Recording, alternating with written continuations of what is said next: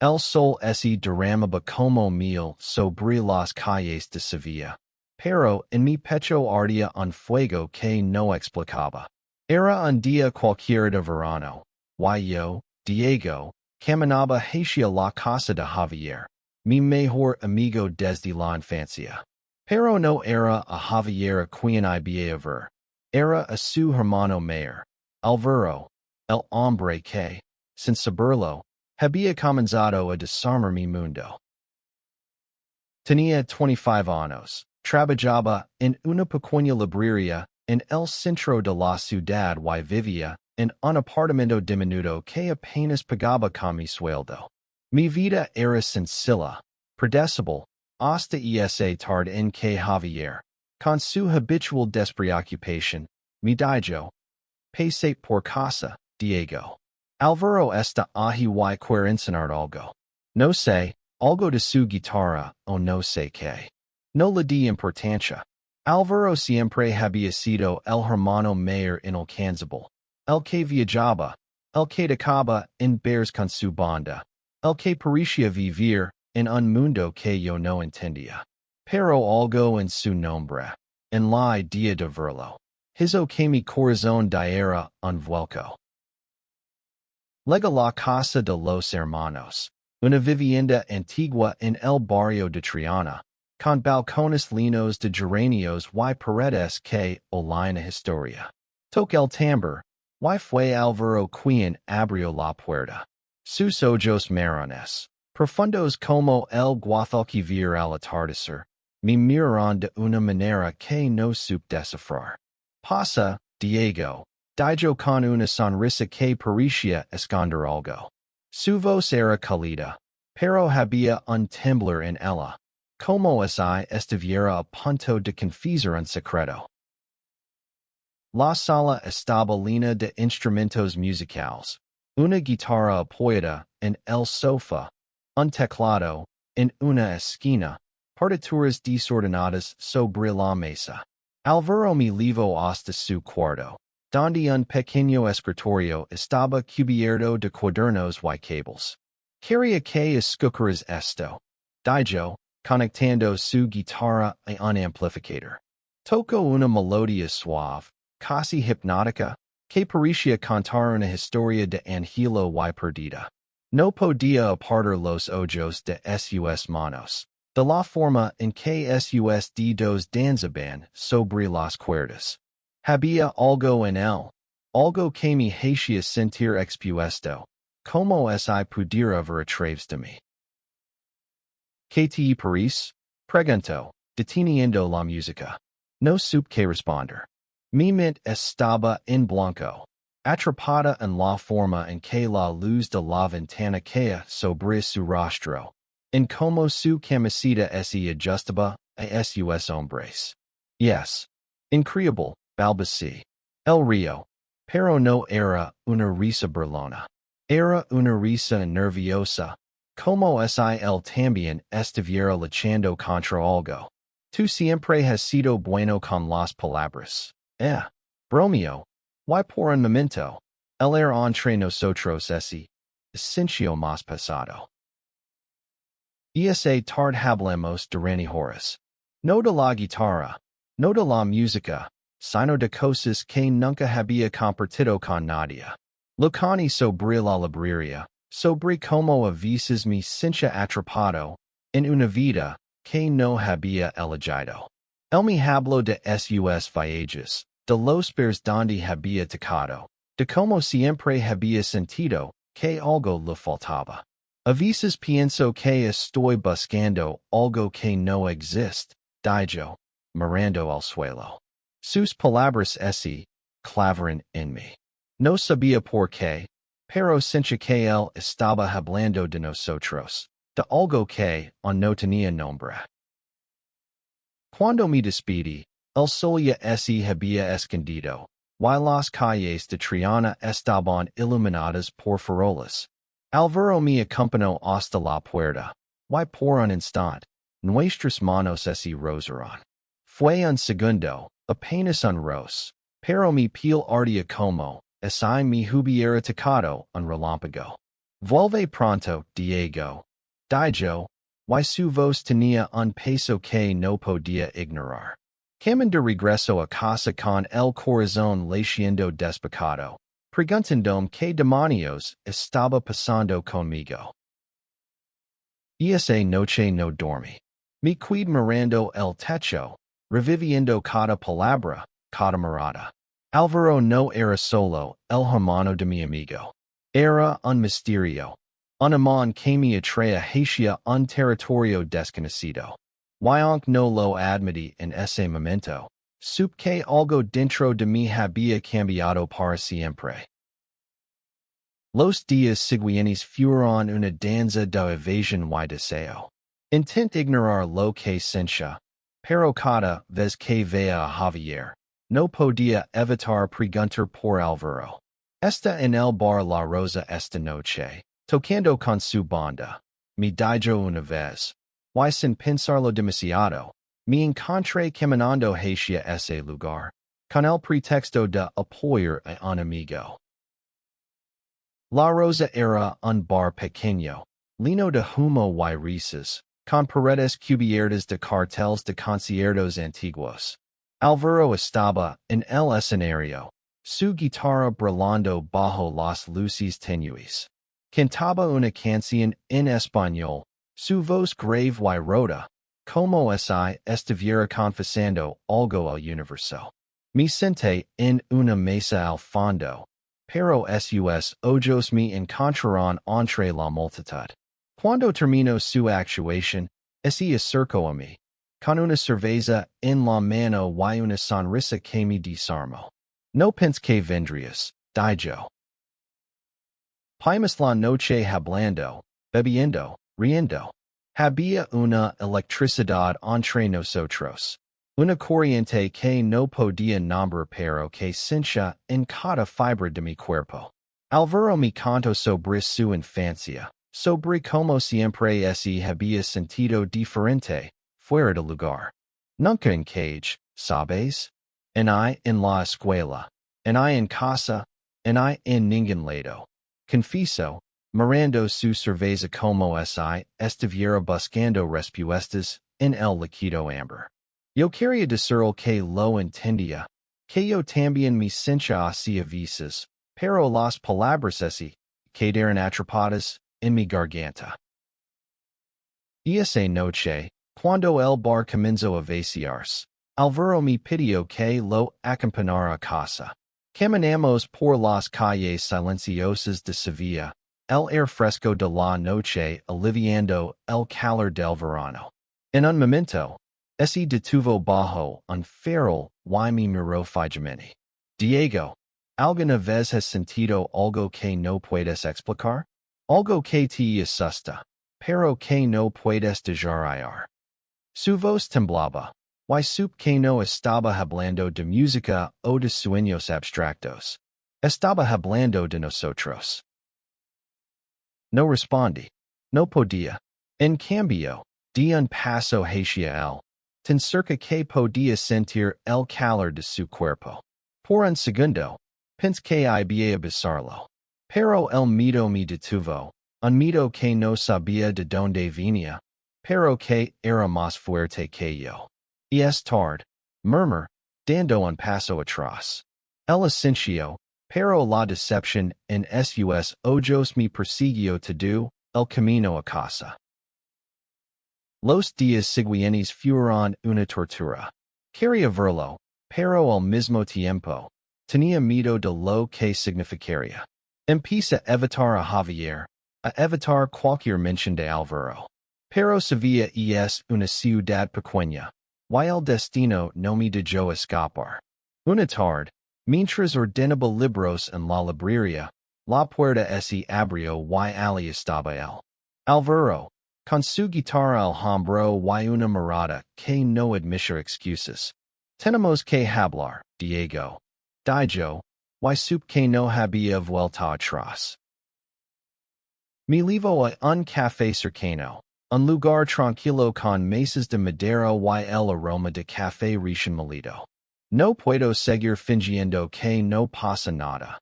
Dijo, sus manos apretando la taza como si necesitara enclarse algo. Lo que siento por ti. No es algo que pueda ignorar. Mi corazón se detuvo. Nunca había escuchado palabras tan crudas, tan reales. Quis responder, quis decirlo que yo también lo sentía, pero el peso de años de negación, de miedo al que dirán, me mantuvo en silencio. Alvaro no me presionó. En cambio, me tomó de la mano. Un gesto tan simple pero tan cargado de significado, que casi me hace llorar. No tienes que decir nada ahora, dijo. Pero no voy a dejar que esto se desvanezca. Y con eso, se levantó y se fue, dejándome solo con mis pensamientos y un corazón que latía demasiado rápido. El verano en Sevilla se volvió insoportable, no por el calor, sino por la tormenta que levaba dentro. Cada día era una lucha entre lo que quería y lo que me habían enseñado a temer. Alvaro no se rindió. Me enviaba mensajes, pequeñas notas que encontraba en mi buzón, letras de canciones que escribía y que, sin decirlo explícitamente, hablaban de mí. Iris como un verso que no puedo terminar. Decía una de ellas, y cada palabra era un golpe directo a mi alma. Una noche, no pude más. Fui a su casa, sin avisar, sin un plan. Cuando abrió la puerta, no dijo nada. Solo me miró, y en sus ojos sixtido lo que había estado evitando. Entré, y antes de que pudiera hablar, mi beso. Fue un beso desesperado. Lino de todo lo que habíamos estado conteniendo.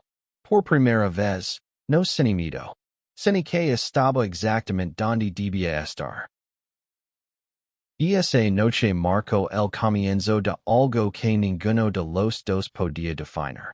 Nos vimos a escondidas. En su casa, en bares pequeños donde nadie nos conocía, en callejones oscuros donde podíamos ser nosotros mismos. Cada momento con Alvaro era como una chispa que iluminaba partes de mí que no sabía que existían. Pero también era doloroso. Sevilla, con toda su belleza, era una ciudad conservadora, y ambos sabíamos que lo nuestro no sería aceptado fácilmente. Javier empezó a sospechar. ¿Qué te pasa, Diego? Estás raro. Me dijo una tarde mientras tomábamos cerveza en una terraza. No supe qué responder. La idea de contar la verdad me aterraba. Alvaro era su hermano, y yo era su mejor amigo. ¿Cómo podía explicar algo que en yo mismo entendía completamente? Pero el secreto pasaba, y cada día se hacía más difícil de llevar. Una noche, mientras Alvaro y yo caminábamos por el río, me tomó de la mano y me dijo, no quiero seguir escondiendo, Diego. Quiero que esto sea real. Sus palabras eran un desafío, pero también una súplica. Quis prometer que lo haríamos, que enfrentaríamos al mundo juntos, pero las dudas seguían allí, como sombras que no podía sacudir. Entonces llegó el momento que lo cambió todo. Javier nos vio. Fue en un parque. Una noche en que Alvaro y yo nos dejamos llevar por un momento de descuido. Estábamos sentados en un banco, demasiado cerca, riendo, cuando Javier apareció de la nada. Su rostro pasó de la confusión a la ira en segundos. ¿Qué demonios está pasando aquí? Gritó. Alvaro intentó calmarlo, pero Javier no quiso escuchar. Eres mi hermano. Y tú, Diego, eres mi amigo. Sus palabras fueron como un cuchillo, y cuando se fue, supe que algo se había roto para siempre. La peli con Javier dijo un vacío que no sabía cómo llenar. Intenté hablar con él, pero no respondía mis mensajes. Alvaro estaba destrozado. Y es mi hermano Diego. No puedo perderlo. Mi dijo una noche, con lágrimas en los ojos. Pero también estaba decidido. No voy a renunciar a ti. No después de todo lo que hemos pasado. Decidimos contar la verdad. No solo a Javier, sino al mundo. Fue una decisión aterradora. En Sevilla, las miradas y los murmullos podían ser más crueles que cualquier palabra. Pero Álvaro tenía una fuerza que yo no poseía. Organizó un concierto en La Rosa, y me pidió que estuviera allí. Voy a cantar algo para ti. Dijo, y su sonrisa me dio el courage que necesitaba. Y esa noche, el bar estaba lleno. Álvaro subió al escenario, su guitarra en la mano, y antes de tocar, habló. Esta canción es para alguien que cambió mi vida, dijo, mirando directamente hacia mí. La melodía era cruda, honesta, y las letras hablaban de amor, de miedo, de la lucha por ser quienes. Cuando terminó, el silencio en el bar era ensordecido. Luego, alguien aplaudió, y pronto todo el lugar estalló en aplausos. Pero no todos estaban contentos. Vi rostros de desaprobación, susurros, miradas que cortaban. Después del concierto, un grupo de hombres nos esperó fuera del bar. Maricones, gritó uno de ellos, y antes de que pudiéramos reaccionar, uno me empujó contra la pared. Álvaro se interpuso, recibiendo un golpe en el rostro.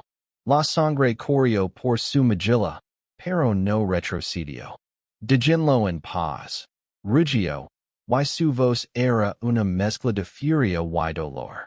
Los hombres se rieron, pero algo en la mirada de Álvaro los hizo retroceder.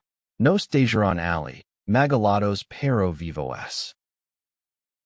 Y esa noche, mientras limpiaba la sangre de su rostro, Álvaro me miró y dijo, vale la pena, Diego. Tú vales la pena. Lor, no de tristeza, sino de una mezcla de amor y gratitud que no podía contener. Pero también sabía que esto era solo el comienzo. Sabía no iba a aceptarnos fácilmente, y Javier seguía sin hablar. Los meses siguientes fueron un torbellino.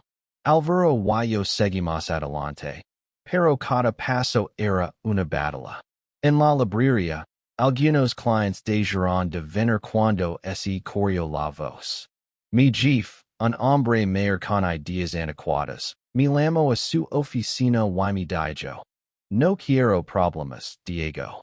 Mantén tu vida privada fuera de aquí. Quis gritar, pero me contuve. Necesitaba el trabajo. Álvaro, por su parte, enfrentó sus propios demonios.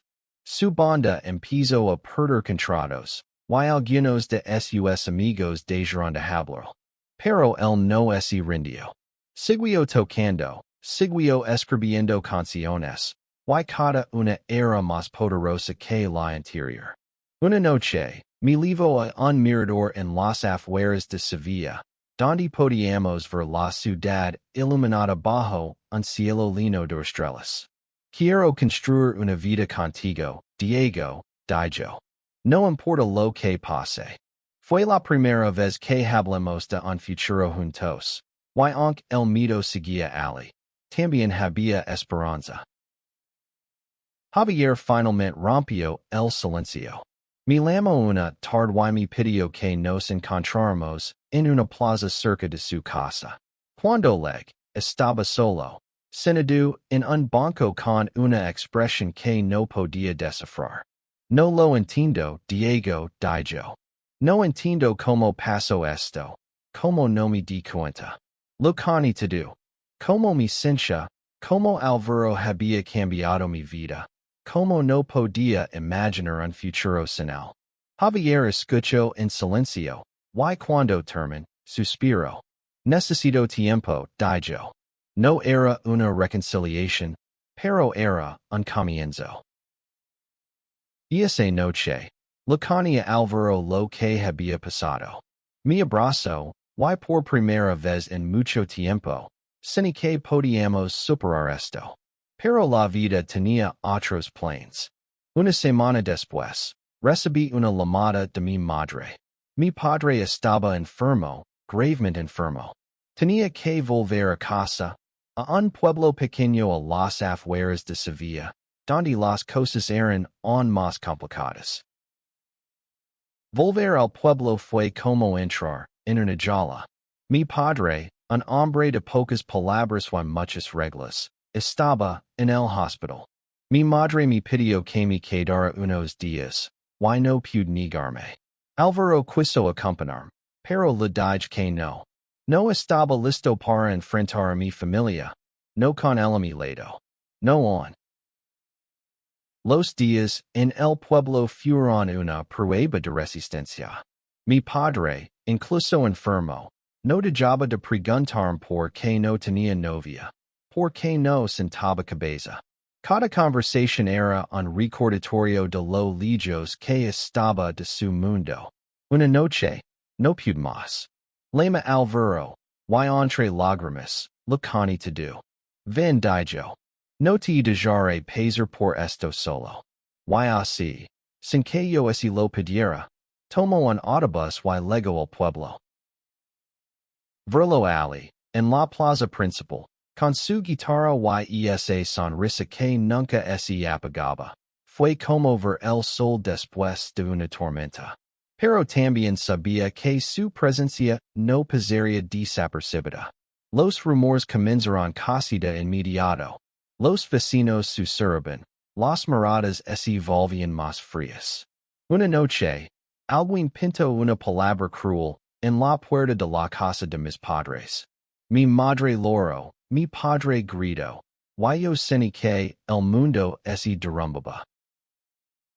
Álvaro no se inmutó. No voy a irme, Diego, dijo. No hasta que tú me lo pidas. Su fuerza me dio valor. Y por primera vez, hablo con mi familia. Les coni quien era, quien amaba, y por que no podía seguir escondiendo. Mi padre no dijo nada, pero mi madre me abrazó, con lágrimas en los ojos. Solo quiero que seas feliz, susurró. Fue un pequeño paso, pero fue suficiente. Cuando volvamos a Sevilla, algo había cambiado. No éramos solo Álvaro y yo contra el mundo. Éramos Álvaro y yo, con un poco más de esperanza, un poco más de fuerza. Javier nos invitó a cenar, y aunque la conversación fue incómoda al principio, terminó con risas y promesas de volver a ser los de antes.